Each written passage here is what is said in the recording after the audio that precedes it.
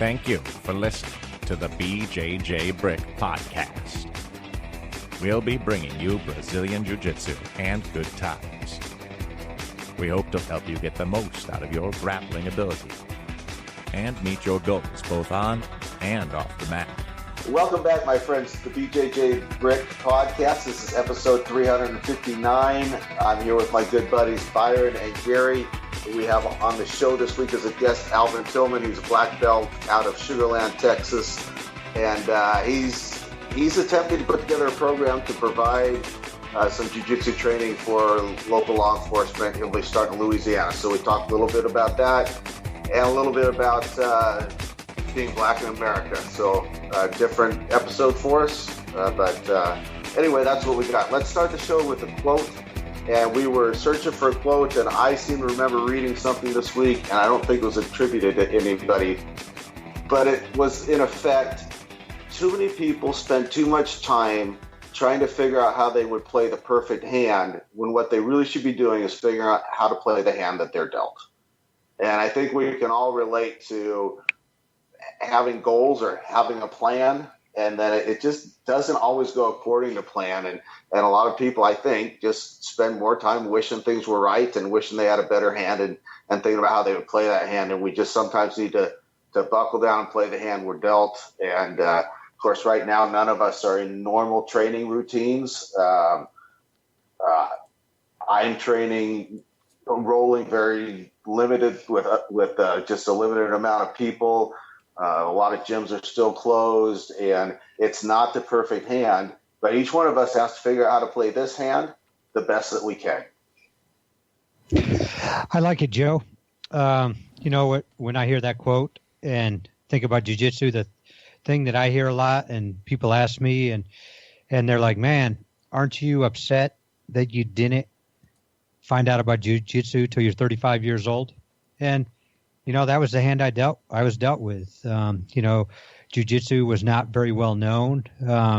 Hoist brought it, you know, to light in the UFC, you know, with the UFC and really made it, you know, pertinent here in the United States. And I didn't know about it. There weren't schools around. And I mean, I started at 35, but, you know, I'm going to make the best of it. I look at it this way. I got 65 years to train till I turn 100. So, you know, I'm going to make the best of it and learn every day. Yeah, that's an interesting quote. Yeah, like you said, we don't really know. We kind of have we didn't start this episode with a quote, so thanks for bringing that, Joe, and sharing that with everybody. I do have a off the mat lesson that I would like to drag back onto the mats and see what you guys think about it. There's a company called Vision Spring, and they make eyeglasses for people who need eyeglasses, I guess. They make them really cheap. We're talking like $3 a pair of glasses.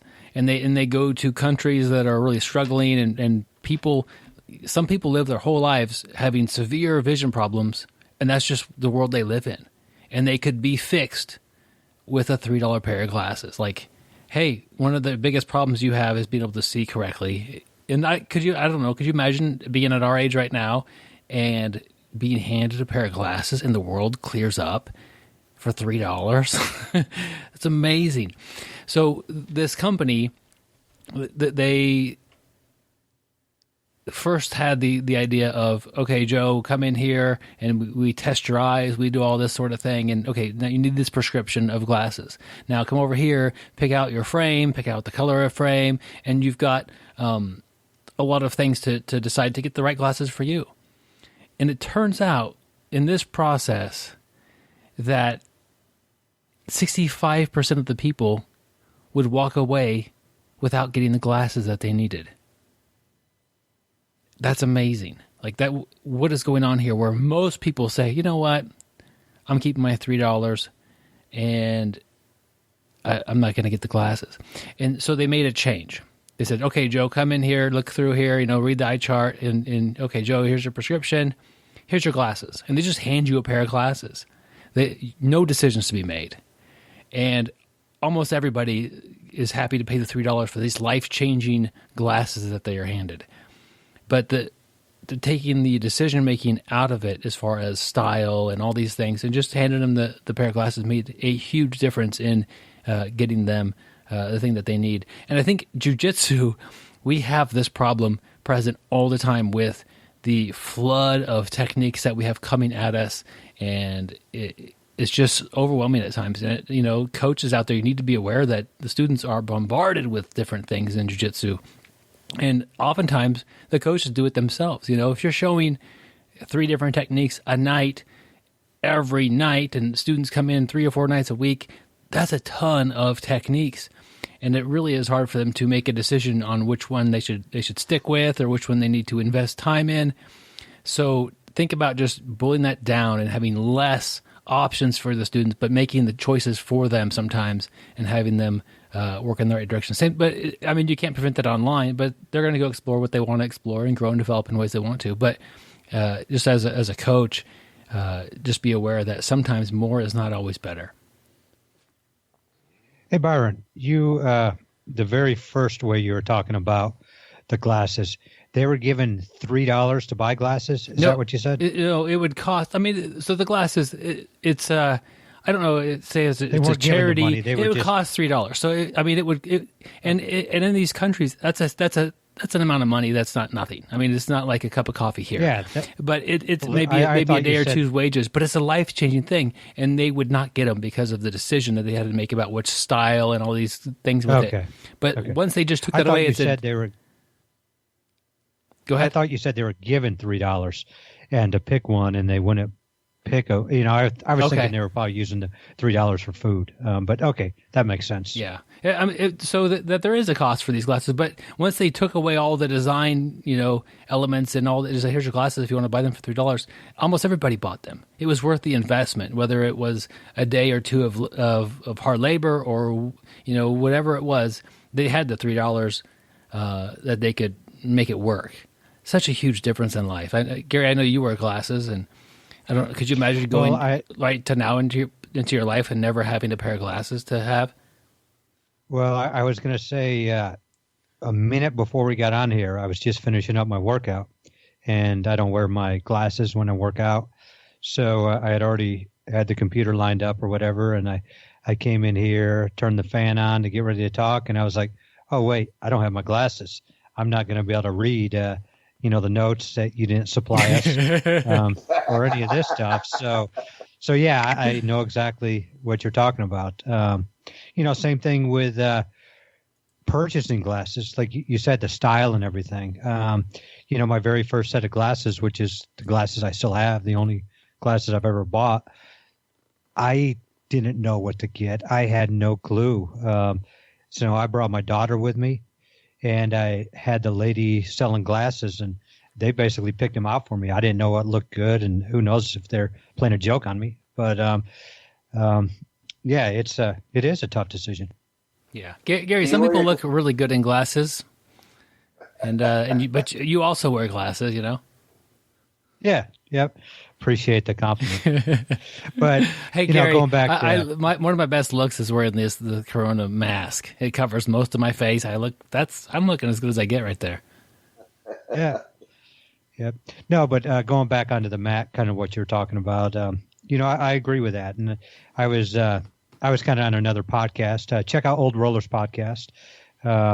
We'll share it to the Facebook page, but we were kind of talking about being a little bit older and rolling, and just having so much. When we first started, there was nothing online for Byron, Joe, and I to watch, or the rest of you have been training a long time. There was very little, and now there's so much online. It's easy to overindulge, to look at too much, and to try to learn too much, and you don't retain any of it. And that's, I think, a tough thing that some of the newcomers are going to have to deal with that we never really had to deal with. They're going to need guidance from their coach, not to, go too far into jiu-jitsu until you understand, what has been taught. What was the name of that? You mentioned that we didn't have much of an online resource. That website, like onthemats.com or something like that. And I used to go to Submissions 101. Yeah. Those were good. And it was like they had videos sometimes. That was a big deal. They had playing a little video. Yeah, but there was nothing like, Ryan Hall videos, Grapple Arts, Stephen Kesting, all these cool things. Scully with his big thing, all the Donahue systems, Bernardo Faria, BJJ Fanatics. I mean, you've got everything under the sun at BJJ Fanatics. Yep. Plus gear. Plus gear. And you can go a long way without spending much money either. A lot of these guys put free stuff out. They put cheap apps out. It's all over the place. I remember when Byron asked me one day, have I liked the Mendez brothers on Facebook?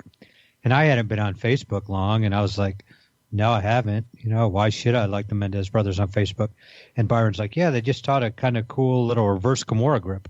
So I went on and liked that. And next thing you know, I get some free stuff there every now and then.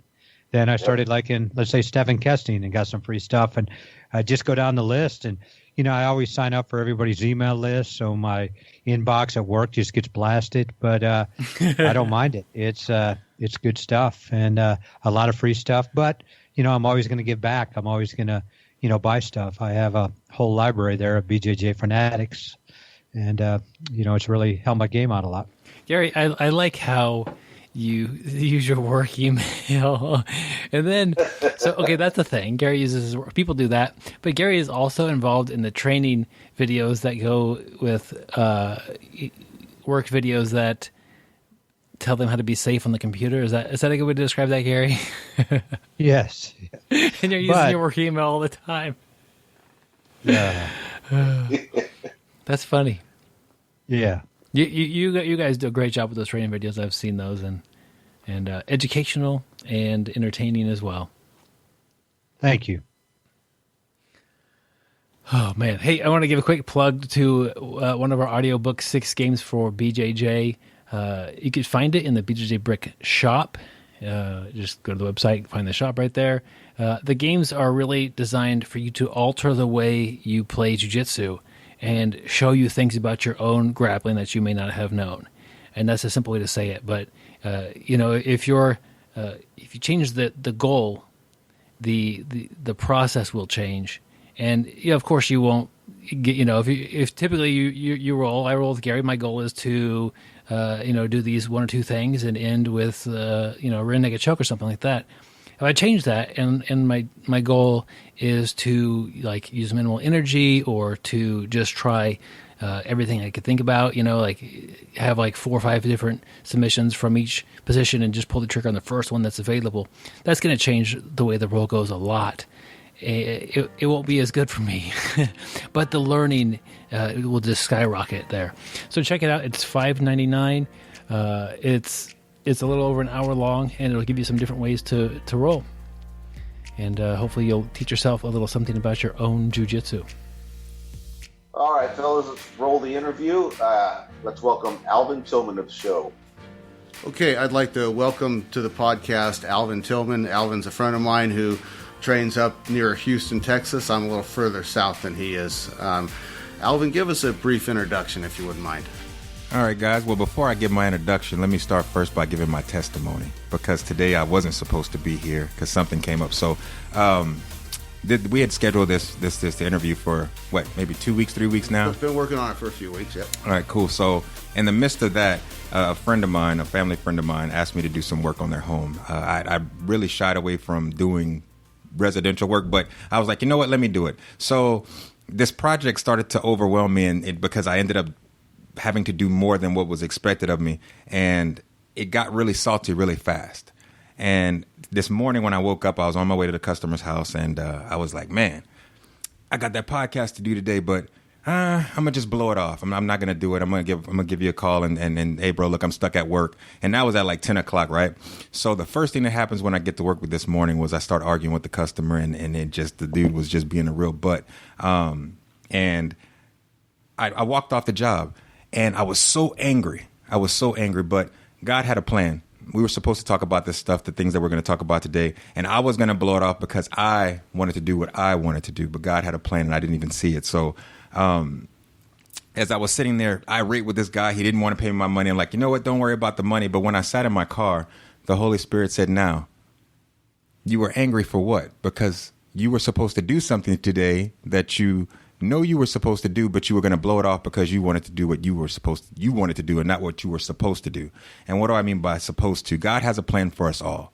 And we all tend to deviate from his plan to implement our own wants and needs for that thing that we're supposed to do. So by me saying, you know what, God, I'm not going to go to that podcast. I'm not going to talk about these social injustices and the things that we can do to make our communities better. I'm going to go and make this money. I'm going to go fix this guy's house. And man, as I was sitting there, I'm in the car and I'm furious. My son's watching me and he's like, Dad, are you okay? I'm like, you know what, son? I was mad, but then God spoke to me and said, now, I shook up this foundation to make you move. You didn't walk off that job because you wanted to walk off that job. You walked off that job because I had something for you to deliver today, and you were trying not to do it. So I made you very uncomfortable so you could walk off this job and do that podcast. And in the midst of God saying that to me, I was like, wow, he really does have a plan. And for me to say that I'm going to put myself first, but God say, let me go ahead and shake up your foundation real quick and make you move the way I want you to move. That lets me know that what we're going to talk about today needed to be heard, whether or not I wanted to deliver the message or not. It needed to be discussed. And so I'm here. So that being said, that was my testimony. Now, let me introduce myself. My name is Alvin Tillman Jr. I am the Brazilian top team coach in Sugar Land, Texas, at BTT South Houston. I'm also the founder of Warriors for Christ Brazilian Jiu-Jitsu, which I won't say founder. I'm just the coach. God is the founder. And I've been doing this now for almost 22 years. I started out, in 1997, 98, when I joined the military. Did that for several years in the military till I got medically retired. Then I got in law enforcement in 2002. And that's when my jiu-jitsu experience really led me to where I am today. I got choked out by my best friend, Thomas Rhodes. He came to my house and he's like, man, I got to show you something. And I'm like, all right, cool. So he chokes me out, rear naked choke. And I said, this will never happen to me again. I started training jiu-jitsu and 22 years later, I'm still in it. He's a little bigger, a little heavier, and he's not. We've had several I'll take your belt matches where we both went home crying to our wives, but it was an awesome experience. So that's a little bit about myself. Now, a little bit about my family. I've been married for 22 years. I just made my 22-year anniversary last month to an awesome woman, Jessica Tillman.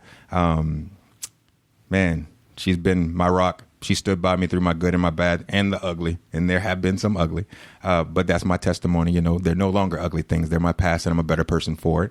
I have 3 kids, a daughter, Adriana Monique Tillman. She's 20. She goes to Southern Arkansas University. My oldest son, Stephen, he is 21. And then I have Kale. He's 15. And then Xavier, my baby boy, he's about to make 12 next week. So, yeah, that's me in a nutshell. Nice. Now, when you grew up, did you have a large family? I do. I have a very large family. Lamar, Chris, Michael, Matthew, Morgan, Megan, the 7, and Sharota, and Dorinda. So there's 9 of us. Okay. Yeah, there's a lot. Big city when you grew up, or out in the country? Out in the country, Houma, Louisiana, at the bottom of the boot. Most people know it for the oil field. The oil field was that was the center of the boom, Houma, when I was coming up. So yeah, real small town. So coincidentally for our listeners, I work in Louisiana and I work in the Houma area, so I'm familiar with where Alvin grew up. This is a little bit different of an episode in that we're going to be talking about some of the racial incidents that have, not so much talking about the incidents themselves, but there's been a lot of attention on racial issues in the United States in the last couple of weeks, and Alvin had something happen to his sister that kind of touched me, and I wanted to talk about that. So we're going to talk about that. I want to say first off, before we start, that I heard a definition of the word bias a long time ago.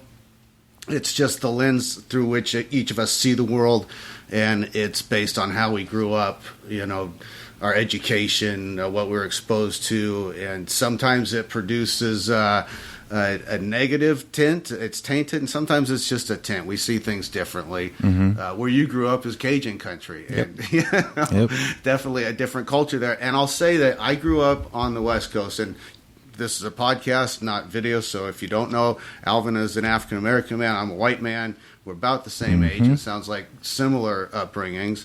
I also came from a large family, but I lived in, like, only white areas, on the Oregon coast, small towns, 4,000 or 5,000 people, 97% white. Right. And so definitely a different makeup. And so sometimes when I see incidences, I don't understand them the same way you do. Yeah. I mean, it's just a fact, And I grew up in a religious family where the authority got the benefit of the doubt almost all the time. So for me, there is that knee-jerk reaction to always be, well, what happened before the video? You see that all the time, right? And so depending on how you grew up, and so you have to recognize is that a bias that is inconsequential, or does it have consequences? You have to kind of deal with that. Anyway, if you would, could you recount the incident with your sister that happened a week or two ago? Yeah, and before I do that, let me say this. A lot of people get upset when people of color speak about things that they see happening in their community. And I want to say this, and I want everybody to understand that.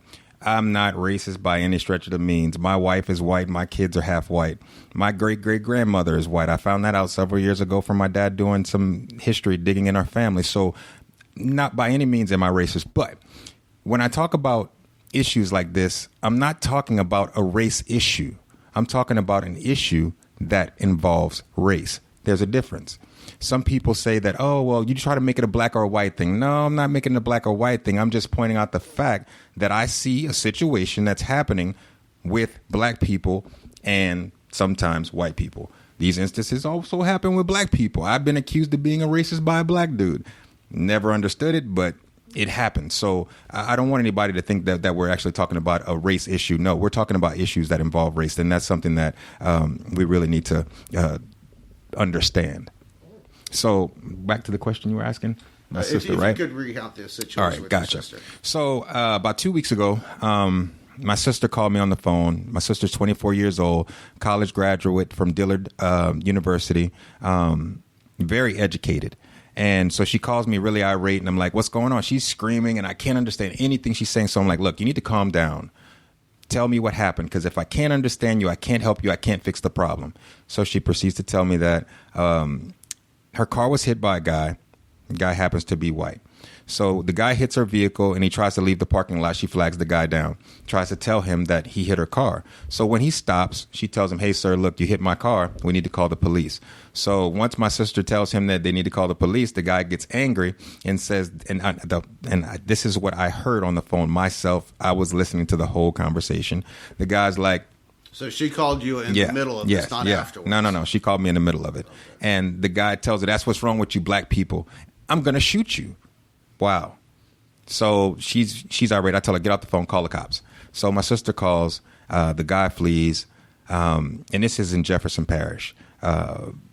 Anybody who knows Louisiana knows Jefferson Parish. Sheriff Harry Lee. That dude runs that city with an iron fist, or did anyway. He's no longer there now. But so the first officer gets there, takes my sister's report. She tells him that the guy pulled out a gun.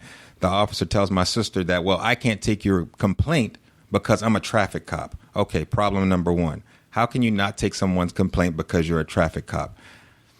You're not a traffic cop. You're a cop who happens to be assigned to a traffic division. There's a big difference. I'm speaking on what I know because I'm former law enforcement. So for a police officer to tell a citizen that you can't do something because you're doing a certain job, nah, that doesn't fly with me. So at that point, I'm pretty upset. So I tell my sister, don't worry about it. Let him do his job. Let him take your traffic report. He comes back, tells my sister, hey, by the way, now, mind you, not once have you heard me say, the officer asked my sister how she was doing. Are you okay? She'd just been threatened to be shot. Your insurance and registration is expired on your vehicle. I could give you a ticket for that. Wow. First of all, you can't even renew your registration or your driver's license right now because of COVID, and the DMVs are closed. I don't care what state it is. Either they're closed or they only take limited numbers or something like that. So most states passed a law saying, hey, you have 3 months or whatever to get your stuff squared away. So he tells her, okay, I'm not going to write your ticket. I'm going to let you slide this time. You're going to let her slide, right? After she had just been threatened to be shot. But you're going to let her slide for her expired registration. Got you. So the other officer comes on the scene. My sister starts to explain to him what happened. You know, she goes through the story about the guy pulling out or threatening to pull out a gun on her or whatever. And this officer proceeds to say, not how are you doing? Are you okay? Do you need EMS? Do you need me to call somebody? Get off the phone. You're distracted. And I told her, no, don't hang up the phone. And then he tells her, well, you know it's a felony to lie to the police, right? Now, at this point, I'm fuming. And I tell my sister, stop him in his tracks. And I told her to put me on speakerphone. And I told him who I was, told him I was former law enforcement. And I asked him, now, why didn't you ask my sister, how are you? Why didn't you get a description of the suspect? Why didn't you get his license plate number that she took a picture of, or any of these things before you went to tell her that it's a felony to file a false police report? Now, mind you, as a former law enforcement officer, the first thing I would do if someone were to tell me that someone just threatened their life, I'd get on the radio, I'd put out a bolo for this guy, give the description, license plate, and all that good stuff so somebody could find him. Because this might not be the first time or the last time that he does this. He could have shot someone. Never did they do that. So the guy takes the report, and my sister, she's upset because of the stuff that he's saying. So she's writing her statement. And mind you, the guy says that if you write a false statement, you can go to jail. So basically saying if you mess up on this witness statement, well, you're going to be in trouble. So you better write it right. So my sister starts writing her statement. Or not right at all. Or not right at all. Happens. Right. That's the goal. And I mean, I'm not trying to accuse them of something. And ironically, my sister said that. She was like, you know what? I don't even want to file a complaint, so I'm glad you said that. And I'm like, no, you have to file a complaint. Regardless of how this guy is acting or how unprofessional he's being, you need to do what you need to do. So I told her, I said, now, go to your car, write your statement so he's not watching you so you don't feel pressured. So she's writing her statement, and she messes up. So she's like, well, I messed up. I scratched it out. I was like, just go ask the guy for another form. This is a piece of paper. You have thousands of these. So to give a witness statement, again, for somebody to rewrite is not an issue. Still on the phone, she asked the officer, can I get another witness statement because I messed up and I don't want to write the wrong thing because you told me once that if I falsify a statement, I can go to jail. So he's like, no, you can't have one. So I asked him, I said, are you really denying her another piece of paper so she can fix her error so she doesn't write a false police report or complaint or witness statement? And he refused to do it. So I was like, okay, cool, no worries. I said, hand him the paperwork and just let him know, put him on speakerphone. I said, I will be calling the sheriff's office tomorrow and filing a complaint on you. And he proceeds to tell me, and this blew my mind, well, what's the sheriff's name if you're going to file a complaint? I said, I don't need to tell you his name. Don't worry about it. I know who he is. I know it. I know who it is very well. And he's like, yeah, right. You're probably going to go Google it. This is what the white cop told me on the phone. So the guy's demeanor was just, it was not professional at all. Now, is it a race issue? Who knows? Was the guy just a jerk? Most definitely. But it happens to be an issue that involved a white police officer and a black complainant. That's all I'm saying. I'm not saying it's a race issue. I'm just saying that it was an issue that involved race. And there was a cop who was white. So now we don't know what happened. I went to the office. I tried to file a complaint. I was told to call 911. Anybody who knows what 911 is, it's an emergency line. And it's against the law to call 911 for BS. You can't do that. It's a crime. So why would you tell me to call 911 in order to file a complaint on an officer who was being unprofessional? Maybe so I can call 911 and get in trouble for filing a report on a 911 line? I don't know. But I didn't call because I know better. So, yeah, we don't know what's going to happen with that situation. But hopefully that guy will no longer be working at the department when this all gets out. I got you. So and I'll just say for our listeners that the reason this touched me is because, like I said, I tend to have a default, there's got to be more to the story when I hear these things. But because I know you did a Facebook Live, and it's maybe the first time I've seen somebody recount an experience like this where there's just no doubt in my mind what happened. So I appreciate you taking time to come on here. No, my pleasure, and I appreciate the opportunity. So coincidentally, you do have a background in law enforcement. Well, let's get to jiu-jitsu first. I wanted to ask you kind of, if you didn't mind, how your experience in the U.S. as an African-American in jiu-jitsu has been. Is it always open? Are we doing good as a culture in jiu-jitsu? man, when I started jiu-jitsu back in 97, 98, there were not many blacks in jiu-jitsu. In my town, I was the only one. Man. But my coach was white. All of my counterparts, James Morgan, Scott Pritchard, Scott Porter, Derek Bro, these are all guys that I came up in the ranks with. They never looked at me funny. When I started, there was another guy, Prentice Shellman. He's a black guy. He was a purple belt at the time when I started. We never really, once, I take it back. What was that guy's name? Oh my gosh, I can't. The name, I probably shouldn't even say the dude's name because it's so bad. So I'm glad I can't remember his name. But the one time in jiu-jitsu in 22 years I ever had a racist issue was when a black belt came to our gym from New Orleans. The guy, at that time in 97, 98, doing jiu-jitsu, hey, you're a black belt. Who's going to question it? Now you got YouTube and all this other stuff. So people are calling out black belts left and right. So the guy comes in the gym and he tells my coach, well, I want to roll with you. And our gym was old school. So you don't come in the gym and call out the coach. The coach is going to say, and it was Tori Bienvenu. He said, if you can beat him, you can roll with me. Mind you, I said this guy was a black belt. At the time, I was a blue belt. He got on the mats. I waxed him. It was so quick. It wasn't even funny. And the guy gets off the mat and he screams out, and I don't know if I can speak Frank or not, but he says, I can't believe this nigga tapped me. That was his exact words. In the gym, everybody was like, whoa, my coach kicked him out of the gym. We never saw him again. I think if he hears this podcast, he'll know who he is. So I really don't have to say his name. But that was the only time in jiu-jitsu that I had ever seen, for me, and I'm only speaking for myself, any type of racism in jiu-jitsu. 22 years, that was the only experience I've ever had. Moving to Houston was a little bit different. I moved to Houston in 2007. Yeah, my baby boy was born 2007. No, 2008. And at that time, I came and I was training with Leonardo Xavier. I don't know if you're familiar with him.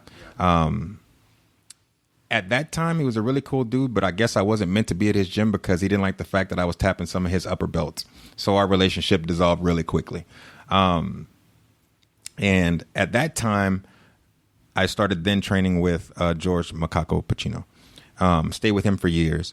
And then I started to see Professor Darren McCall. That was the second black dude that I had ever seen in jiu-jitsu. I think Steve was the next one. And I was amazed, and man, I think for 2 years, and he's my professor now, Darren, he called me. Hey, come and train at my gym. Come and train at my gym. Nah, I'm good. I was looking for something else. I to be honest with you, I was looking for Gracie Jiu-Jitsu. That's what I was looking for. I just had this vision in my mind that I had to be a Gracie black belt. And I went to Healing Gracie's gym. I went to Gracie Baja. And none of them fit me. And then one day I called Darren 2 years later and I'm like, hey, coach, do you mind if I come over to your gym? So I walked in his gym. And he had the family values on the wall, and it's been history ever since. So now coming up, you see a lot more African Americans in jiu-jitsu being able to show them. They see, that we can do things other than rap and play basketball and football. And it's awesome to be able to share it. So, yeah, it's coming a long way. It's come a long way since I started. Yeah, so I always have felt one of the things that helps jiu-jitsu do well at these kind of things is that we kind of just lay ourselves bare. There's a lot of areas in life where you can sort of fake your way through things, and you can, like, even take church, for instance. If you know the right suit to wear and the right Bible to carry and the right time to say amen, you can fake it for a long time. Sure, but in jiu-jitsu, it's going to come out. It's going to come out. And it's funny you say that because, man, jiu-jitsu is the only sport, and correct me if I'm wrong, where someone can tap you out with an arm bar or a lapel choke or some fancy sweep and you say, hey, bro, how did you do that? And that guy, no matter what color he is, no matter what belt he is, if he is from a legitimate gym with a coach with real values, he'd be like, let me show you. You can't go to a football coach and say, hey, man, That route you ran was awesome. How'd you do it? Let me see your playbook. He would never give it to you. You can't do that in basketball. You can't do it in baseball. Can't do it in hockey. I don't think there's any sport that you can ask a coach or ask an individual how they did a certain technique and they would share it with you. Jiu-jitsu is, man, it's unlike anything I've ever seen. There is no, I'm going to hide what I got. You know what I mean? Everybody wants to share. And I think the reason why is because I can show you a move, but you won't master it until you learn the fundamentals of that move. You can go back and try it over and over again. But if you don't take the time for that individual who showed you how to do that technique to teach you, man, you'll do it, but it might not be the same. You might not have the same effect. I think as a group, too, we've also really embraced the idea that a rising tide lifts all boats. Right. You know, if I make the room around me better, then that's going to all make me better. And for then sure. if I take that and put it back into making the room around me better, we're just going to keep getting better. Most definitely. I agree 100%. Good. You recently made a trip to Louisiana to talk to someone there, and I want to hear what you got going on. You got something in the works I'm excited about. I did. Man, again, I'll say this.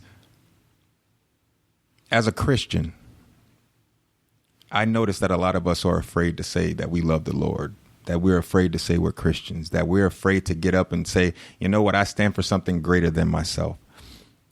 So being able to have this platform to show that what we're dealing with today in society is not so much of a social issue, it's a God issue. I believe when we took God from football games and high schools and all of these things, it allowed for the enemy to sneak into our society and make us go backwards from where we were. I mean, come on, dude, we're in 2020 and we're still dealing with social injustices by law enforcement. Come on.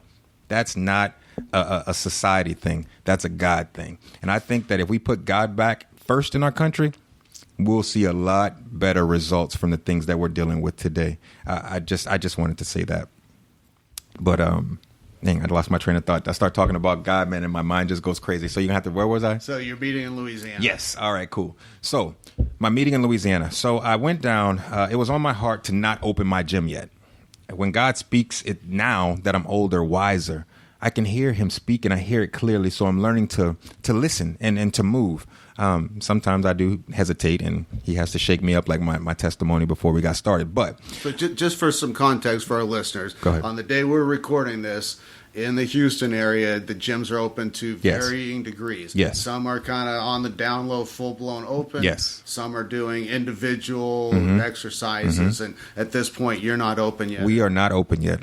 Warriors for Christ, Brazilian Top Team South Houston has not opened its doors yet. And it's because God is leading me in another direction right now.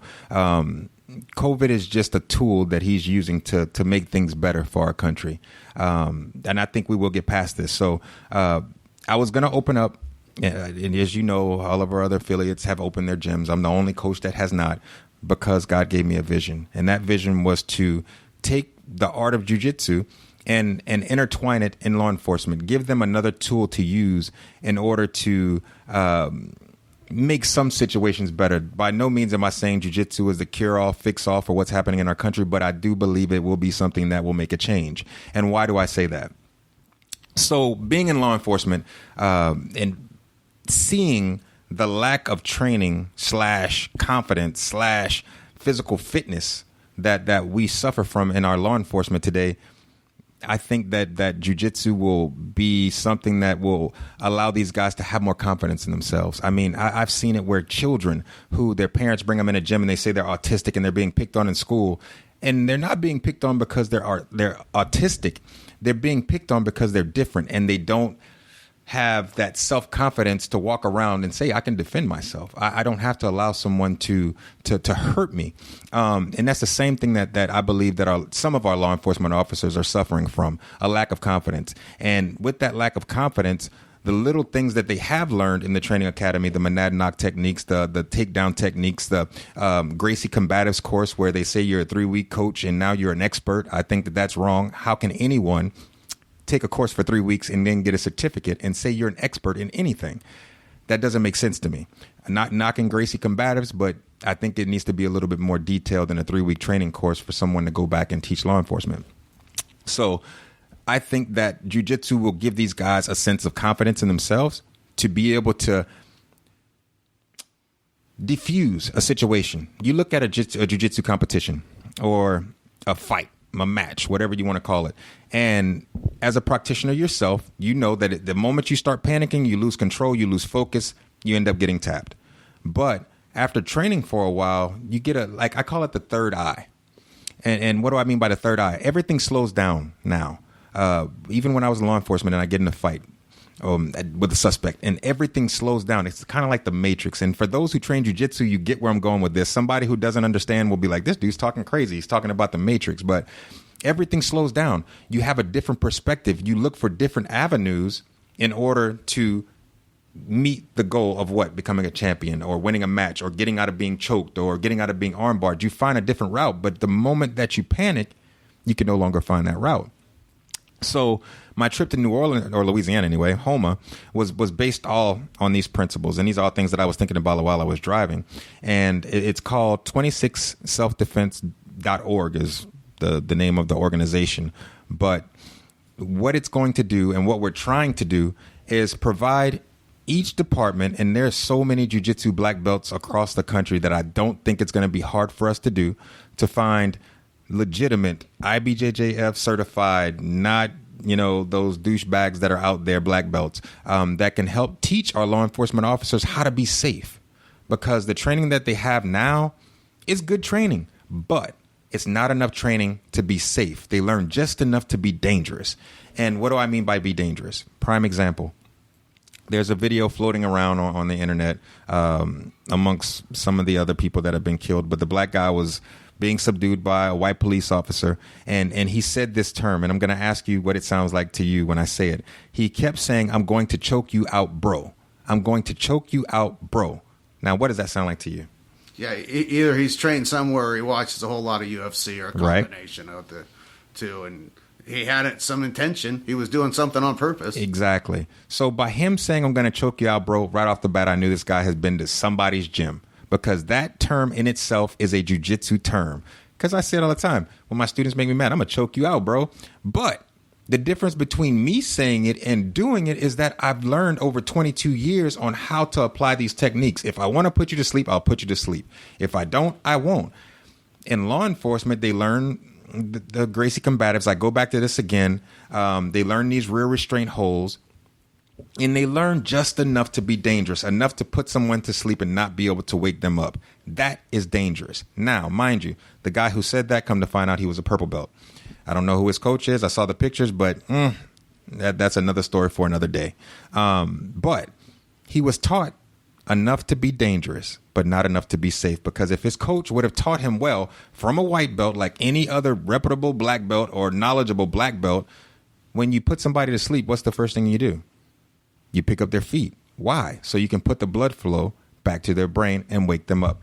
Now, they might have a dream when they wake up and tell you they thought they were eating Fruit Loops or something, because I've heard all kind of funny stories from my students. But that's what I mean by just enough to be dangerous, but not enough to be safe.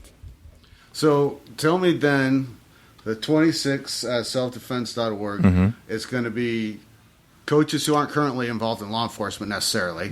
Correct. Coach, yes. Will the program be designed that you go to the precinct and offer lessons, or you meet at a gym, or how are you going to address the logistics of it? So this is the plan. Everything doesn't always go according to plan. Each department, each agency has a training facility. They all do. So the vision that we have for 26 Self-Defense is going to be, if we can do it, 5 days a week, have a jiu-jitsu coach that's going to work specifically for that department. Now, the coach will not be hired by the department. It'll be through the nonprofit. The nonprofit will take care of all the salaries for the coaches and things like that, so they don't have to worry about payment issues and stuff like that. So this is a program that's going to cost the taxpayers zero. Yeah. Technically, it'll be funded if we can. And again, the sheriff in Terrebonne Parish was really awesome. He was really receptive to the program, and he's offered to help us write a grant that the federal government would pay for it. I mean, we spend a lot of money on law enforcement, a lot. So why can't we spend some of that money on them to train them. Okay, so, you know, so it won't cause zero, but it also won't be like bloating the police department's budget either. Yeah, this is independent of that. Yeah, I mean, prime example, someone was saying something about defunding the police. I think that's nonsense. We can't defund the police. That we would have anarchy. It would be like the purge. So instead of defunding the police, how about we redirect funding to something like this? Something where someone can go in and help and not, you know, be judged. You know, cops can go out and get training and not be judged. Now they have the avenue to be able to restrain and hold people in a more safer manner. And again, this is just a tool, just like their taser is a tool, just like their baton is a tool, their pepper spray is a tool, and all those things, all of those tools, they have to go through a class. Is it a repetitive class? No, I think it should be, but it's not. But being able to say, just like we do, you know, when you want to train, whether it's at 9 in the morning, 12 noon, 7 in the afternoon, having a coach that's on the staff to teach them 5 days a week. Now, some people would say, how is that possible? Because cops work so much. Well, I thought about that too. By being former law enforcement, I know how the schedule is run. 2 on, 2 off, 2 on, 3 off, and vice versa. So if you do a 5-day schedule, or let's just say we do a 5-day schedule, and all the departments say, okay, it's cool. Now, each officer should be able to make at least 2 to 3 classes a week, whether it's in the morning because they might have night shift, or whether it's at night because they had a day shift. There's no reason why they can't go to the gym, their own gym, training in their own environment with their own officers, not afraid to learn stuff and be vulnerable in an open gym, because I know that there are some law enforcement officers that train in gyms now that are real reserved. They don't even want anybody to know they're cops. Why? Because they feel like the environment won't be safe for them.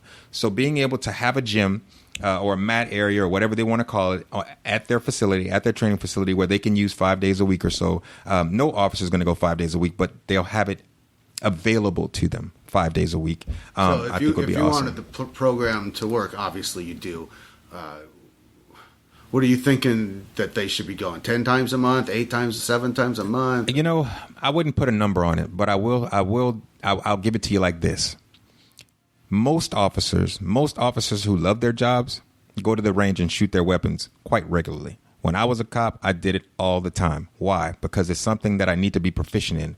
Most officers go to the range and practice. But the department doesn't say you have to go every day. The department says that, hey, when your proficiency comes around, you better pass. But the responsible officers will take that time to go to the range, whether it's once a week, twice a month, 4 times a month, and get that training. Their weapons, their firearms are just like their hands. So I wouldn't say, well, he needs to go 5 days a week, because we don't tell normal students to come 5 days a week. What I would say is you have a tool that's now readily available to you for free. Use it as you see fit. And I think that most officers would do that. Now, that being said, I'm also, medically retired from the military. And one thing that was really important to me in the military was my physical fitness. We had PT tests, physical fitness test. And you had to pass this test. There was a set standard. How is it that we can have a set standard for our military personnel that defends our country, that says, well, you can't be 5'6" and weigh 250 pounds. You can't be 6'2" and weigh 350 pounds, or vice versa. But yet the people who are defending our home front, like myself and a bunch of friends that I have out there that are awesome guys, by the way, white and black. Why wouldn't we have this same standard for law enforcement? Law enforcement officers are no different from soldiers. The only difference between a law enforcement officer and a soldier, or a state trooper and a soldier, is a soldier defends our country abroad. Our police officers defend our home front.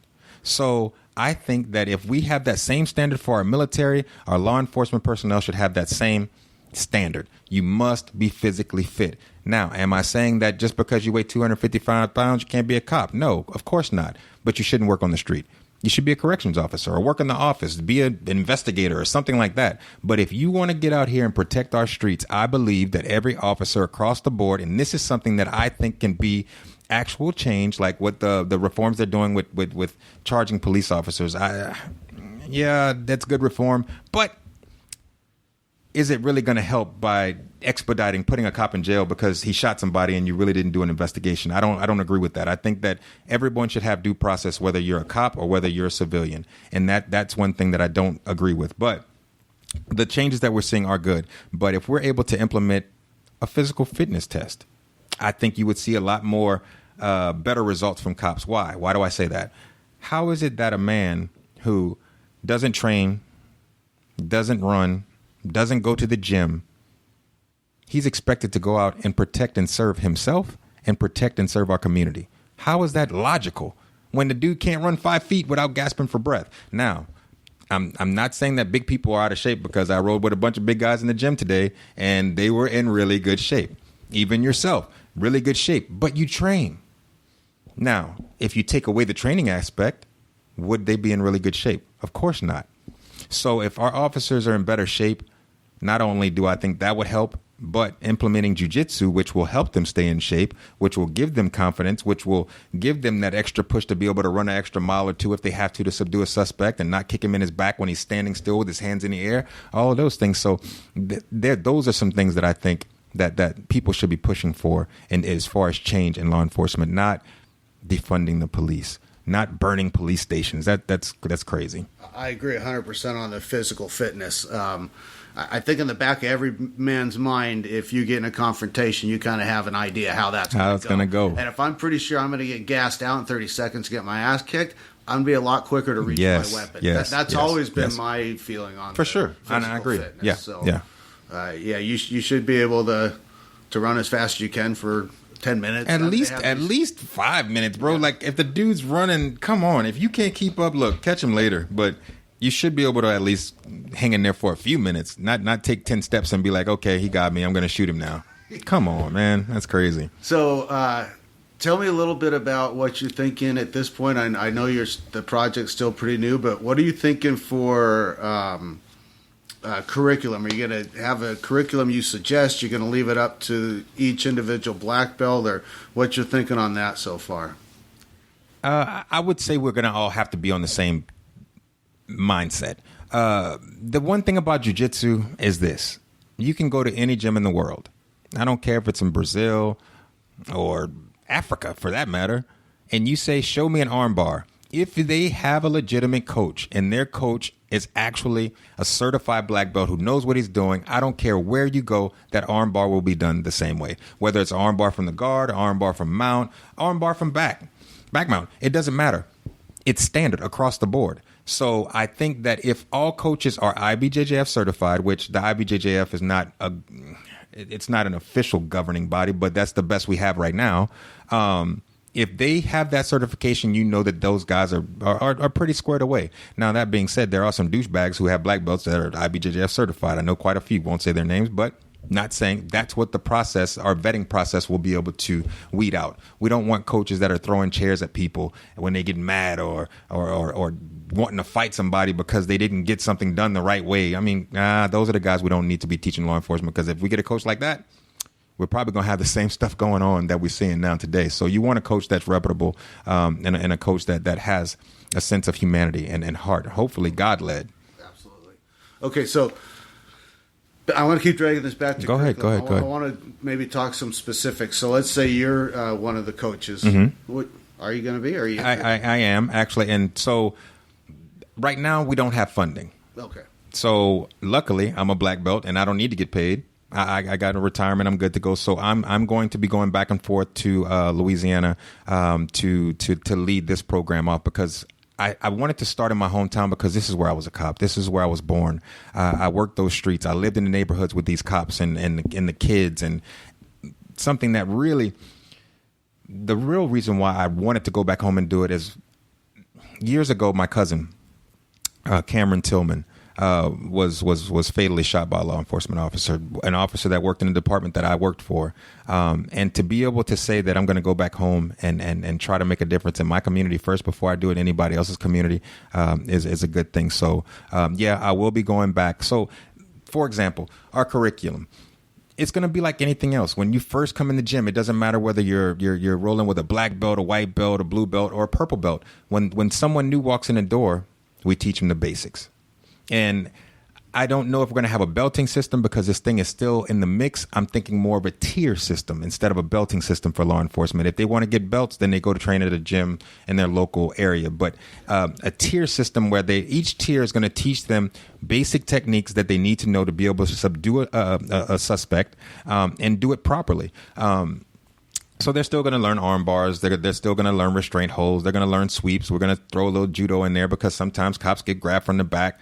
There are several videos out there that I've seen where cops were being meleeed by suspects in a simple position, like laying on their back and the guy's in between their legs. And anybody who knows jiu-jitsu knows if you just arch your hips, they can't hit you in the face anymore. You can defend yourself. But these types of things that can make the biggest difference in law enforcement, teaching these basic techniques. So we're going to have a curriculum. It's not going to be anything fancy. They're not going to be learning De La Hiva and rubber guard and all that stuff. No, we're talking about practical self-defense that's not competition grade jiu-jitsu. So give me an example. I'm glad that's where I was going next. Give me an example of some of the techniques you might favor when a guy's on his back, because that's not a position you want. You're not playing jiu-jitsu if you're a cop. Yes. Okay. For example, let's say I'm in law enforcement again, and a guy happens to take me down. Okay, cool. Well, a basic sweep. Now, mind you, as a cop, these guys have so much more to deal with than an ordinary individual who gets into a fight. And let me say that, and let me make that really, really clear. You have to remember, when a law enforcement officer gets into a fight, not only is he fighting the suspect, but he also has to maintain control of all of his utilities that are on his belt, whether it's his firearm, whether it's his taser, whether it's his pepper spray, or his baton. All of these things he has to be aware of at the same time, trying not to hurt someone, but subdue a suspect. So, for an example, if like I said, I was on my back and someone was trying to hurt me.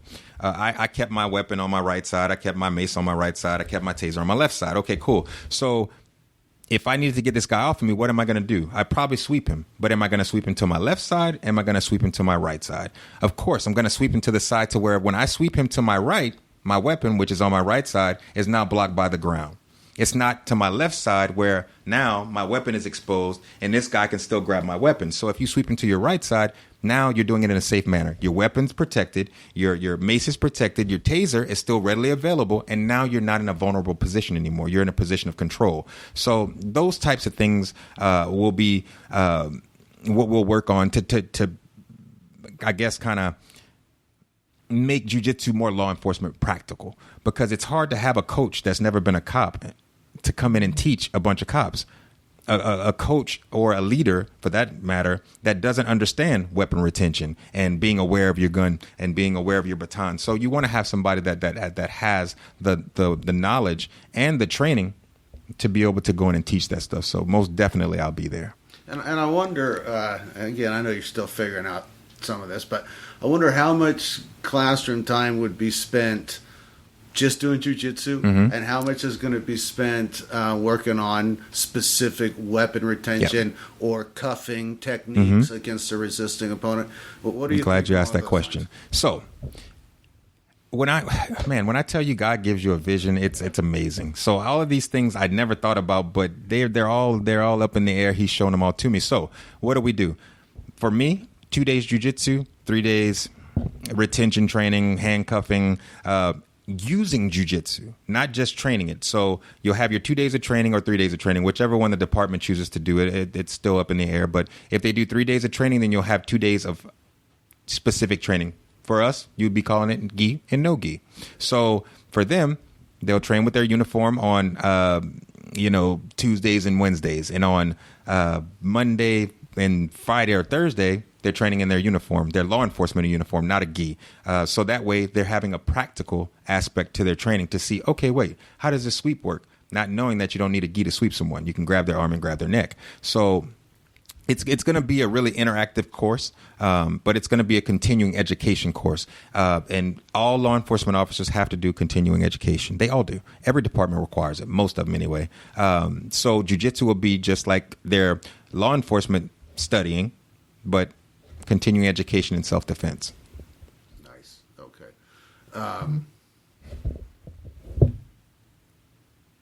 So how about the intensity level and adrenaline dump? I mean, how do you train for that? Is there a way that you can work it in? Because that's got to be an issue. Of course. Remember the comedian Chris Rock? Mm-hmm. He had a line where he said, and this is very dated because we have a bigger understanding of things nowadays. But he had a joke one time like, if you make the cops come after you, you know they're going to bring an ass whooping with them. And I've always thought that at the end of a car race that turns into a foot race, that then turns into an altercation, that the cops just got so much going through his head at that point. Yes. So how do you prepare them to react correctly under those circumstances? Oh, man.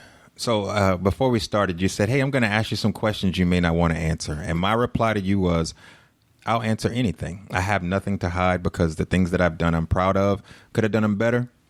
Could have done them a little bit different. Sure. So to get to that point, there was one time I was young, 21, 22. I'm chasing a suspect and we're going. We must have ran for a good mile and a half, 2 miles. And again, I was young back then, so when he stops, the dude throws his hands up and he says, "Okay, I quit." Now, being young, I don't have the self-control that I have now. I was a go-getter. I was psyched up. I was amped up, and I'm running. Oh, hell no, bro! You're not about to quit. And I just run and I tackle this guy, handcuff him. But yeah, could I have just said, "Okay, cool, get on the ground"? But at that time, again, I was young. I didn't know any better. So there was no how do you take it from 0 to 100, but back down to 0 again. I didn't have that filter. So I think that now, being older, training jiu-jitsu, knowing how to handle situations a lot better, my mind has gotten a lot wiser. I've gotten a lot more humble. Will also help these officers in those situations because now they can think. Now that they're not just on that one track of, hey, I got to subdue this suspect and I'm going to do whatever I got to do. No, now when he's running, he's thinking, okay, cool. When I grab this guy, I might get him with a sweep. I might go grab him and do El Sotogari on him or something like that. They're thinking. They're not just running. So I think that also will help our law enforcement because jiu-jitsu makes you think. So just like when we train for competition, we have to train for that adrenaline dump. Whether it's in the gym, working out your muscles, getting the lactic acid out, but you have to have live training. And in that live training, will it solve everything? No. Will it stop the adrenaline dump? No. But it will make them last longer and hopefully have a better situation. So that's the only way you're going to be able to do that. They gotta train hard. It's not going to be a powder puff class. It's because it's going to be for men and women. This is going to be live training where you might get tapped out today. And you know how many times we go home with black eyes and bruised elbows and hurt ankles from an ankle lock. They're going to have to get it, You going to mix in any striking? They have their own striking courses. If I won't say striking. We'll do stand-up. How to deal with somebody throws a punch, stuff like that. But if the agencies allow us to actually, because some of these guys have never been in a fight before. Some of them have been picked on in high school, bullied, and you know what? I want to be a cop. I want to wear that badge because that badge gives you a false sense of security, a false sense of strength. So when they become cops, man, they get off the chain. That's why gym battles, I think, would be so important because the first real fight you get in shouldn't be when you have a gun. I mean, that's so not good, bro. You should be at least tested in the gym before that point. For sure. It astounds me as not being a law enforcement officer to hear you say that oftentimes the first fight a cop gets into is after he's on the streets. It's crazy, man. And look, I might have to write this on my notepad. So what we're going to do, this is what we're going to do. You asked, how can we help with that adrenaline jump? So just like we have competitions, and the military does it, they have jiu-jitsu competitions all the time in the military. We'll have interagency competitions. There you go. And I think that will give them that real live experience of a fight, going up against somebody who knows just what you know, someone who has to fight for their life just like you have to fight for their life, and you guys do it. And I think that would be something really easy for us to facilitate, whether it's Jefferson Parish Sheriff's Office against Terrebonne Parish SO, or it's Lafourche Parish against whatever other parish there is out there, or if it's Sugarland PD against HPD.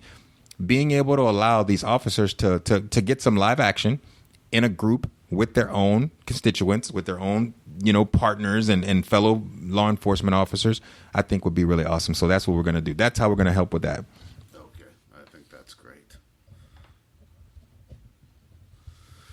Okay, Alvin, before we wrap this up, anything else you want to touch on that maybe we've missed? Oh, man. You know what? Yeah, one more thing. We, as a country, are better than what we're seeing every day. Some days I wake up, man, and I just want to cry when I watch the news and I watch these parents, whether they're black or white, of their kids being killed, or, we as a nation have to be better. But in order for us as a nation, and I'm speaking to all my black people out there, we have to acknowledge that we are a part of the issue and the problem that we're facing in our community. We, not you, not y'all, we. I'm talking about myself included. We have to acknowledge that we have to start doing better as a people. We can't say, oh, man, the white dude's holding me down and this and that, the white cops are killing all of our people. Well, if you want to see change, you have to be change. And that's what I'm doing now. With 26 self-defense, I'm going to be the change. I'm going to put myself on the side, put my gym on the side. My students call me every day. When are you going to open the gym, coach? Coach is not going to open the gym anytime soon, but I'm going to open and let one of my students teach just so we still have our gym. But we have to be that change. We have to step up. We have to start running for Congress. We have to start running for the Senate. We have to start running for sheriff. I think Fort Bend, first time I've seen in 12 years where there are 2 black people running for sheriff. That's really awesome. But if we want to see change, guys, you have to start stepping up. So we have to get out there and start participating in society. Become police officers, guys. Become police officers. Carry a gun. Go out there and protect and serve your communities. Don't expect someone else to police what you should be policing, what we should be policing, which is each other. Treat each other better. Love one another. Don't hold each other back. Try to help each other up. That's something that has been engraved in us since slavery days, to hold each other back. Man, I saw this the other day. I was watching the movie, and the black guy that lived in the house was telling the master that the other black guy was running. Why would you tell him that he's running? Let him go. He's a slave. Let him get out of here. If you want to stay and be a servant, then stay and be a servant. But we have to try to help each other more. More coaches need to start giving back to their communities. Jeremiah Matthews, he and I talked a few months ago, maybe it was a little bit more than a month ago, about going back to Third Ward in Houston and teaching jiu-jitsu for free. It hasn't quite hit the ground running yet, but that's something that I think that we should do. Start exposing people to better things and not just waiting for them to get up on their own. And when you see them, try to hold them back. So, and to my white counterparts, I would say this: you can't apologize for something that you did not do. Okay, slavery happened, all right, but people say get over it. We can't get over it until things change. So those of you who say that, please don't say that, because we can't get over it until it's addressed. But don't feel like you have to bow down and capitulate to black people because of slavery. No, make true change. Continue to be you. Expand your horizons. Get some black friends. Go, hang out with somebody else other than that circle that you normally hang around with. Interact. It's easy for me to say it because in the military, it's diverse. I had black, white, Puerto Rican, Haitian, whatever. So it's a little bit easier for me to see that. But you guys, we have to do better. We must do better. And until we all as a country come together and acknowledge that we do have some issues, none of these things will ever change. So I just want to say that and thank you for the opportunity to be able to give my testimony and to speak. It's really awesome. Anybody who knows me knows that I'm not a computer savvy, tech savvy, Twitter, Instagram, and all that stuff. I don't do it. Diego gets on me all the time. Get on Twitter. Get on Instagram. Man, I don't know how to do it. But I'll try. Yeah, and we'll have some links in the show notes to this episode for the 26selfdefense.org and anything else you get going up. For sure. I want to say to the listeners, man, if you take one thing away from this, I hope it's a desire to go out and do something on your own to make Yeah. a difference. I hit you up to have this interview before you made your trip to Louisiana, just based on the incident that your sister had encountered. And after I saw that you went to Louisiana and met with the sheriff, I was like, oh, this is even better. Yeah. Because that's really what it's all about. We can scream and holler, or we can join large protest groups, yeah, all that there's stuff. all kinds of things we could do, but we could also just go out and try and make a difference in Yes. the little corner of the world that we live in. And we can. And I think ultimately that's the way that we get ahead of For it. sure. And I think that your podcast, I look forward to hearing it. It's going to make a difference because you have a platform, bro, a platform that is non-biased. And not all platforms are that way. You look at CNN and Fox News, they're biased.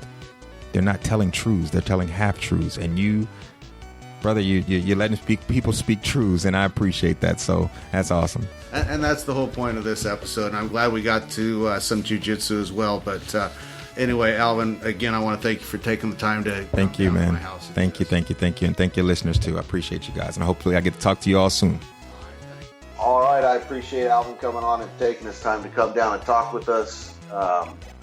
Hopefully, if nothing else, you'll be maybe encouraged and think about stepping up and taking action yourself. I like that Alvin's thinking about getting together with the sheriff's departments and providing some training, and I think he's heading in the right direction. So thanks for coming on, Alvin. Yeah, thank you, Alvin. And the Gary was on the Old Rollers podcast, and I was just recently interviewed for the 2448 podcast, which is a firefighting podcast. So we work our 24-hour period on, and then we're off for 48. So it's the 2448 podcast. He wanted to talk to me about doing jiu-jitsu and being a firefighter and kind of mixing those two worlds because he's interested in that.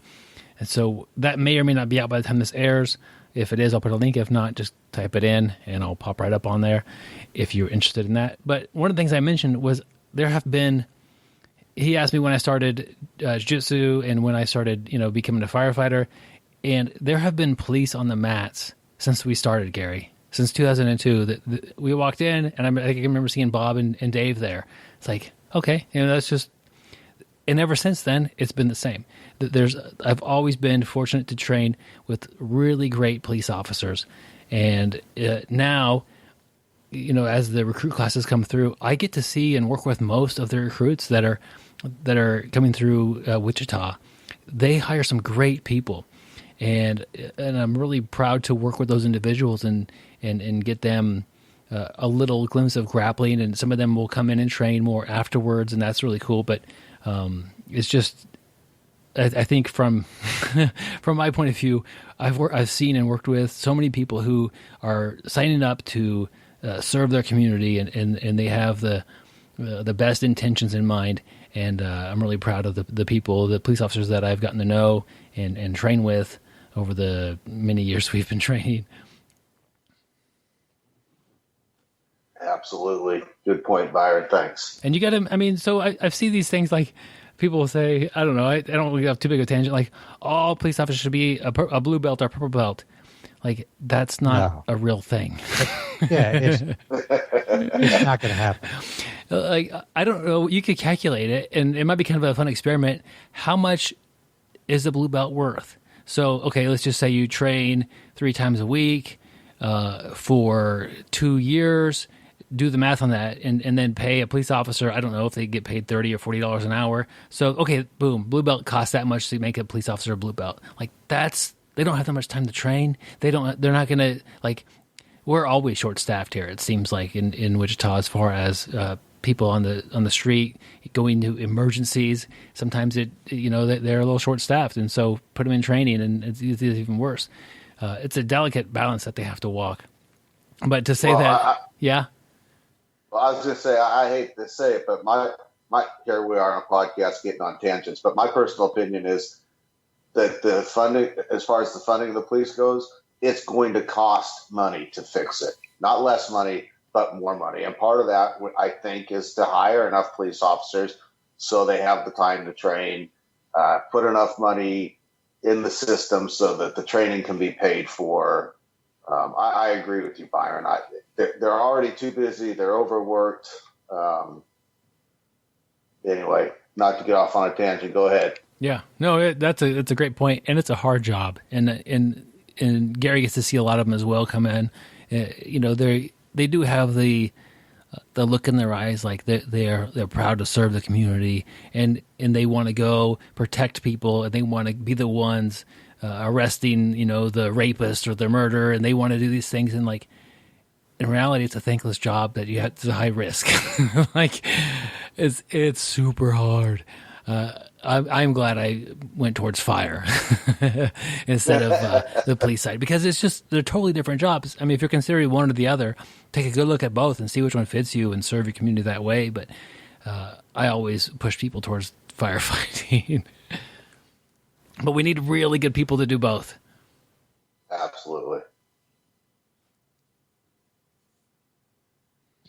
You're talking about that, Byron. We had a show not too long ago with Richard Holt talking about training for police officers. I'm not sure what episode it is, but, any of our listeners, Google that episode. Really great information. Richard's been with police department for a long time. I've had the pleasure of training with him. Byron's had the pleasure of training with him. And he really knows his stuff. He's a defensive tactics instructor. That was episode 344. And I can put a link in there. Yeah, I just typed in Google.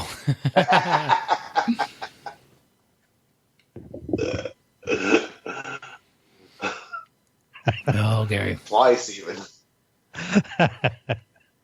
So you guys got some homework to do. Check out Gary on the Old Rollers podcast, me on the 2448 podcast, and then if you want to get in a little bit deeper into jiu-jitsu and police, definitely Richard Holt's episode is interesting, 344.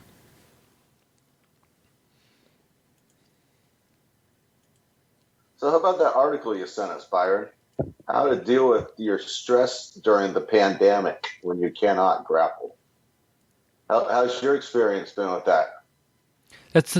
So I have a different view on dealing with stress on the mats. I think a lot of people, and maybe they just talk about it the way that I think is inaccurate, but they come in and they get out their aggression onto somebody else. like Joe, if you come in and you beat me up, you leave and you feel calm and better.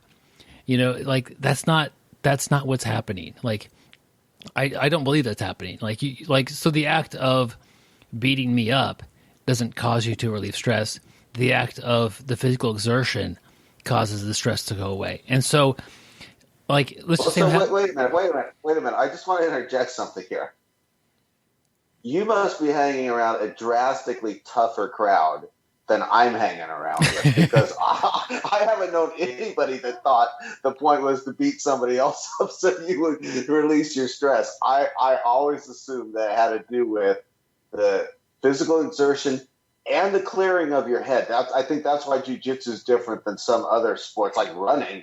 I don't know if that clears your head. It doesn't clear mine. I got too much time to think. But when I get singularly focused on, if I don't win this grip battle, I'm tapping, I'm going to take a nap. That's when I relieve the stress. Sorry for interrupting you. No, that's a good point. You must be hanging around a tougher crowd than me. Hey, Byron, we still going to hang out? Because Gary needs to relieve stress. Yeah. No, Joe, I hear what you're saying. But I think I'm a little different than that. I do like your point, Byron, because I used to think, oh, man, I can't wait to beat somebody up to relieve my stress. And that's how I would word it. But I never really thought a lot about it. But, Byron, you're 100% on. Because not only would I just do jiu-jitsu to relieve stress, but just going for a walk with my dog relieves stress. I know that's a little different than you said, Joe, because I'm not singularly focused on anything. But I think I'm just getting outside. I'm enjoying the fresh air. Just right before we came on, I was lifting weights in my basement gym and, put my earbuds in and listen to a little Cody Jenks. And that just clears my head. I don't think about anything. It just relieves all my stress till I get back on the show. And, I got Byron making fun of me, but I don't think you've made fun of me yet today. So, well, I did about the glasses. I said that they make a lot of people look better, and then you also wear glasses, implying that you didn't look better wearing them. Yeah. You'll figure it out one of these days. Let's go right back to it and keep pounding on that thing. But yeah, I can't wait to hang out with you a little bit later, Byron, to relieve some stress. No, I don't know. Maybe I'm hanging out with people like Gary too much. That I don't just take that thought and just shelve it. If you think that you need to, like, jiu-jitsu causes you to relieve stress because you are smashing somebody or dishing out punishment to somebody, that's not where the stress relief likely comes from. That's not where the stress relief likely comes from. It comes from the act of doing something physical and challenging. It's I don't know. So I'm in that boat as far as it's the activity can help, but there doesn't need to be a victim to your stress relief. There shouldn't be. Joe, does playing guitar and riding your skateboard relieve stress for you?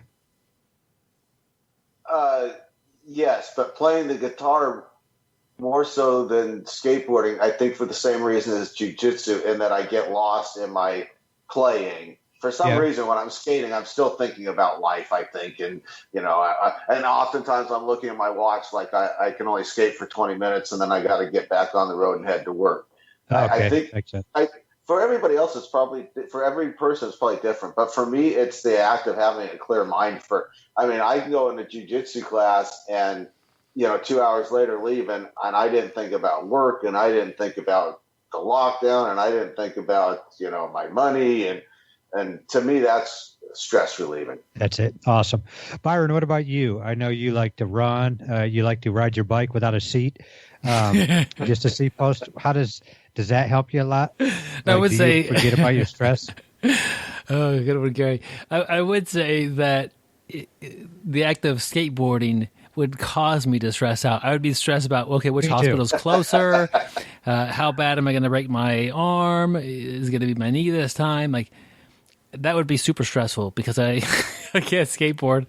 But it's something we don't know. Like, I would be the same boat. I get on it. Feel like I'm unstable. Yeah. Well, Gary, that's sort of your frame of mind most days anyways. That's how I relax, Joe. Well, that's how I get the stress out. So guys, check out the article on grapplinginsider.com. Just kidding. We should talk about the article a little bit. No, but to your question, basically any fitness, oftentimes any change of pace. So if I'm stressed about one thing, doing something else could do that. And maybe that's go outside and mow the yard or go eat lunch. I don't know. Like just changing your environment, changing your pace, changing the people you're around sometimes. Those could all just kind of break some of that stress up a little bit. But this article has some good recommendations because in reality, jiu-jitsu is a great cure for, helping you relieve stress. It's a crazy good workout. So take that away or limit it or only grapple the people that you live with and you may not get the same stress relief as possible. One of the recommendations in the article is to keep your body active, and it recommends some of the solo drills by Danaher, Galvo, or Cabrinha. They all have solo drills that are available for you to do for free, and that's definitely a way to kind of keep your head in the game, kind of, versus, just like Gary says, I ride my bike all day. Or I don't know why I go there. Really fun.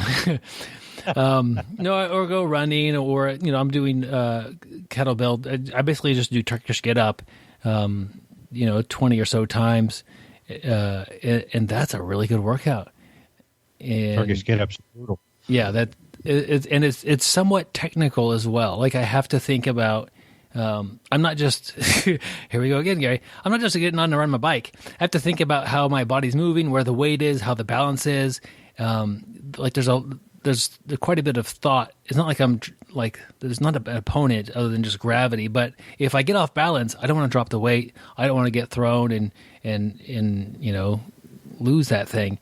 And there's a bit of a challenge with that versus just lifting weights. So it's, and like when you're riding your bike, the only thing you got to think about is, I got to spray it down with WD-40 before I start. Yeah, that's true. I like the part, he says you can go for a walk, which we already talked about, a run, which we talked about, kayak, yoga, lay out on the grass. And, a good point is vitamin D is good for your body, mind, and soul. Vitamin D is really important. Get out in the sun, or some people may even, take a vitamin D supplement to keep your mind strong. Gary, I'm glad you're actually talking about the vitamin D from the sun instead of something else, my man. I could have went that way, but I didn't. But, I have to admit, I was going to a chiropractor for a while, and he was telling me about the lack of vitamin D when he does blood testing on people, blood samples or whatever, panels or whatever you call it. But he was saying like the majority of his patients were low in vitamin D. And, he was saying that's something he always recommends. So I started taking a vitamin D supplement and also trying to get outside and do exercise outside instead of just going to the gym and doing jiu-jitsu and running around the track, indoor gym, playing basketball indoors, lifting weights indoors. So, I always try to make time to get out and ride my bike outside with a seat, go take my dog for a walk or, just go for a walk. Well, I guess I never go for a walk by myself, just take my dog. But just try to get outside has really done wonders for me. Plus, I think I look better with tan. With these crappy glasses, I have everything, in my favor. Well, one thing about your glasses, Gary, when you and Byron are having lunch together and you're sitting across the table from each other and you take your glasses off, he thinks you look better and you think he looks better too. Man, that was a good one, Joe. Did have to start wearing glasses is when I was rolling with Byron, I could never find his arms. So I had to, get a little magnifying just so I could find him. Damn tiny little things. Oh, my. Man. So keep your body active, keep your mind busy as well. That was point number 2.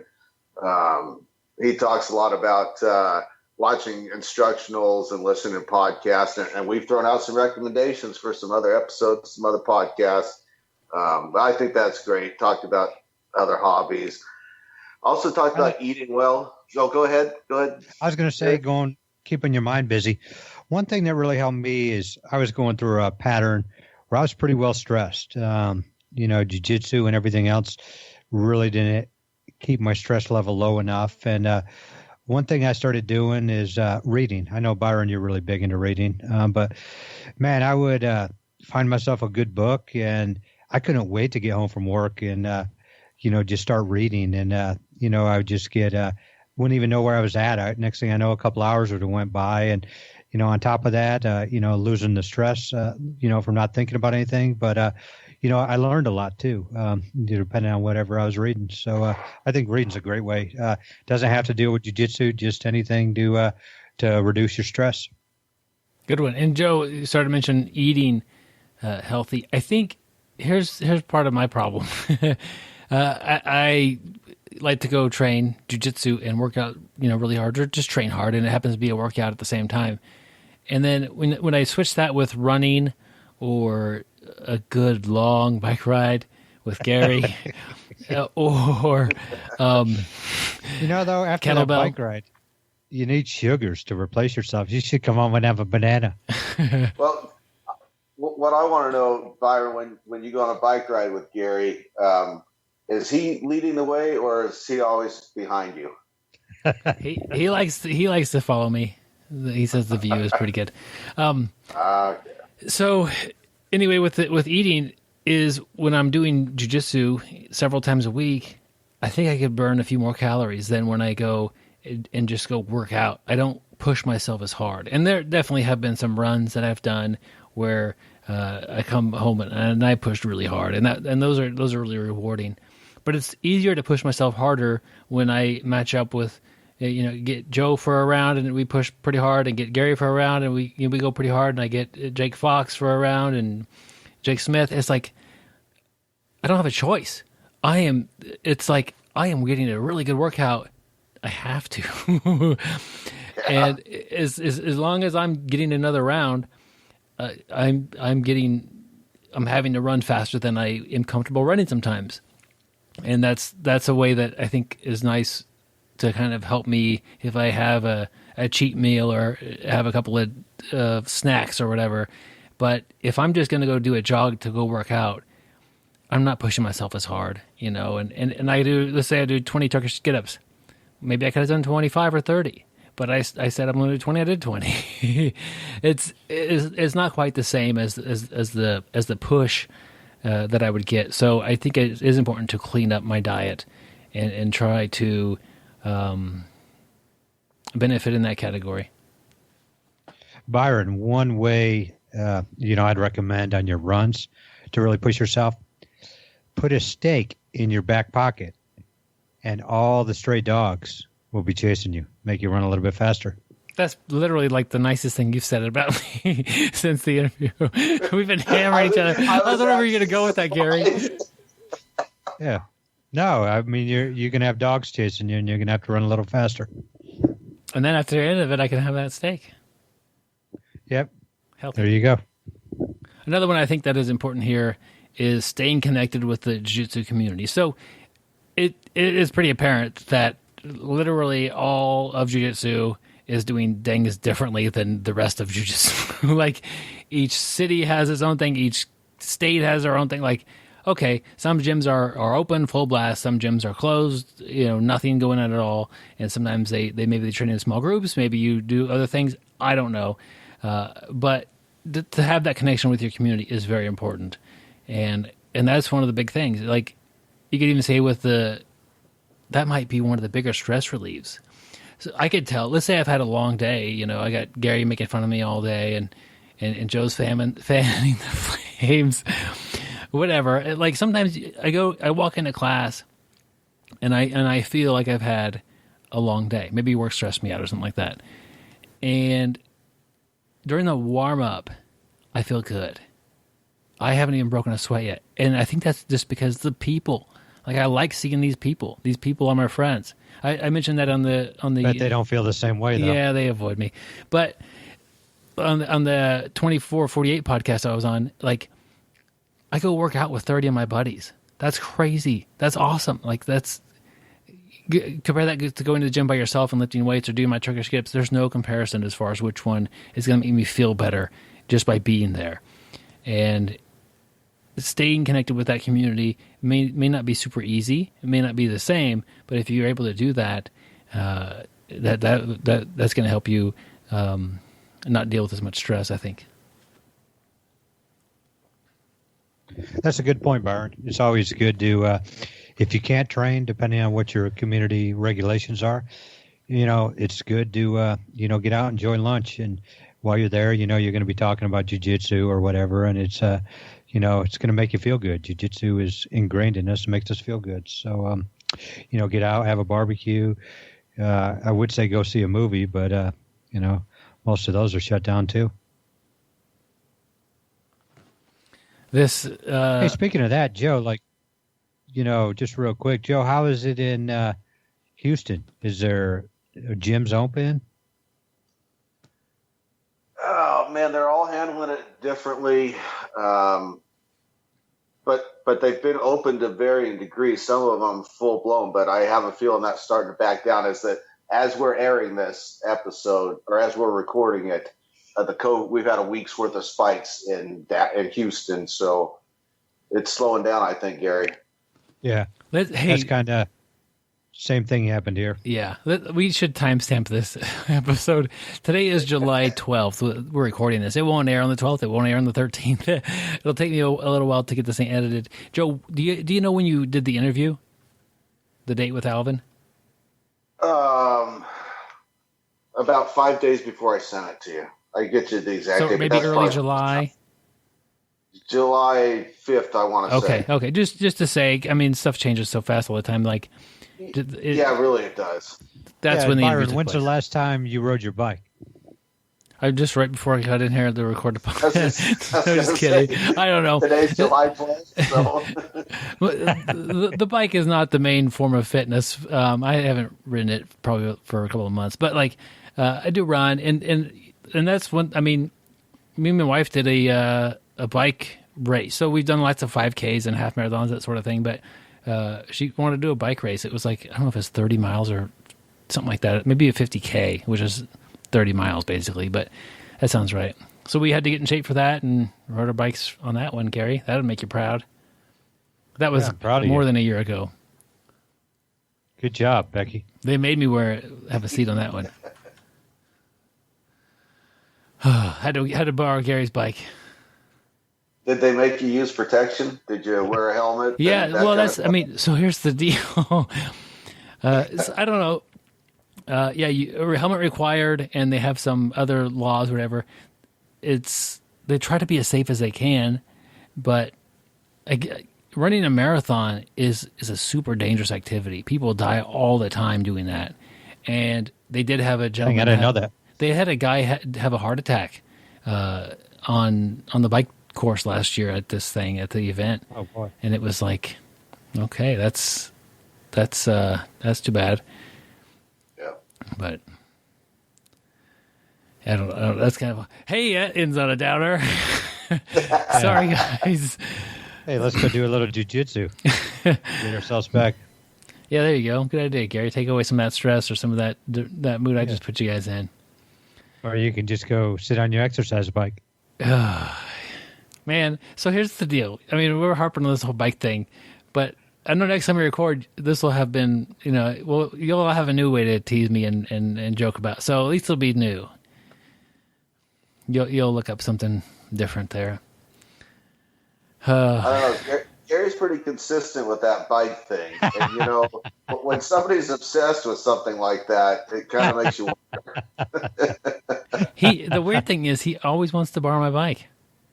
And it's just like, no, Gary.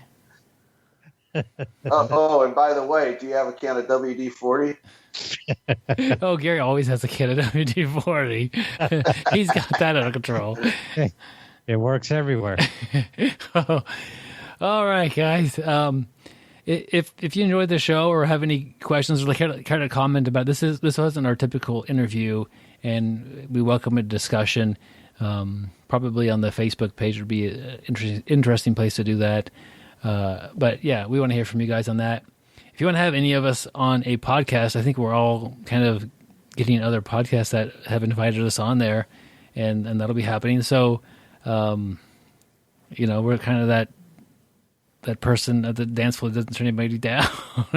If you want to talk about jiu-jitsu or talk about something, like if you want to talk about, maybe a skateboarding podcast wants to have Joe on there talk about skateboarding and jiu-jitsu, boom, there you go. Ooh. That would be, Joe would do well on that. It would be a fun topic, and I would love to hear that. But I can't conduct that interview, and that's not this podcast. But whatever. If you have a podcast out there and you want to get one of us, just message us on the Facebook page or email me, and I'll get the message passed on to whoever you need. The email BjjBrick@gmail.com, and just put interview request in the title, and we'll get the thing arranged, because it's been fun being on other podcasts. If you would like to support this podcast, we have a Patreon support page where you can go and pledge a certain amount per episode. And I send you out a 5-inch BjjBrick gi patch. So you can put it on your fancy gi, or maybe your less fancy gi if you want to keep your fancy gi fancy. And I'll also send you a sticker as well. And those are just tokens of appreciation for your support for the podcast and help us keep what we're doing. Check that out. There'll be a link in the show notes for the Patreon page. And that really means a lot for everybody who signed up and supported us through that, or who has bought an audiobook and help keep this show going through that means as well. We forgetting anything? No, are we going to talk about bikes again? Gary, hey, I threw that to Joe. He might be on a skateboarding podcast. Anybody want to talk to Gary about bike riding and his thoughts on that? That would be that's a thing. Or if you're into lubricants, Gary seems to know a lot about which ones work the best for which situations. I'm glad you guys got that. it was a lubricant because I didn't want to be so obvious. Just I didn't know if you guys would get that, but good. Come on, Gary. Oh, ye of little faith. just in case the wheel bearings are squeaky. Yeah, the chain needs to be. No, but in reality, guys, don't put too much WD-40 on your bike. It attracts dirt, and it'll kind of make a lot of grime. Just public service announcement right there, my friends. Thanks. It's actually not a lubricant. WD stands for water disbursement, so it kind of feels like it's lubricating things at first, but eventually it'll get dry and rough and chapped, so that white silicone grease. Okay. You don't want it dry and rough. The kind that come with that little red long straw so that you can squirt it in tight spots. I think this episode's cooked. We might want to get the pacer to pop out. Okay, yeah, the turkey timer has popped. Guys, like the article says, if you're being stressed, stay sweaty, my friends. And don't forget to shower. Train hard, train smart, get better, guys. We'll see you on the mats. You gotta wash all that WD-40 off, Gary. Speaking of that, I think I'm about ready to go for a bike ride. So he's real about that. It's 100 degrees out there, Gary. Thank you for listening. I hope you find the time today to roll. After all, the best way to get better at Brazilian Jiu-Jitsu is to do Brazilian Jiu-Jitsu. You can visit our website at BjjBrick.com for more good times. Swing by and like our Facebook page. Our email is bjjbrick@gmail.com.